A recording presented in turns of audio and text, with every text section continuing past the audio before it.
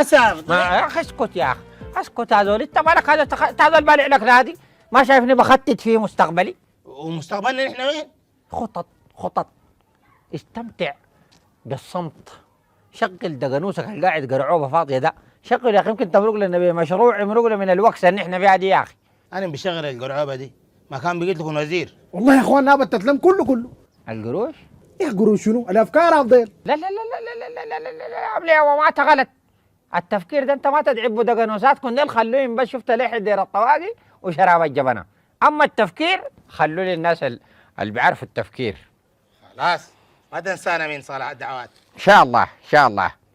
انا عندي لكم مقترح. انتوا احنا ما نتفارق يا اخوانا، متبارين من قمنا، يمكن حظنا يضربك نتفارقنا. يا زول الله فرقنا بكعب كده يا اخواننا، شوفوا لنا دباره. الدبر فين ظهر الحمار؟ انا الدبره. وانا سيد الحمار. وانا خلينا لك الباقي. البرسيم يعني.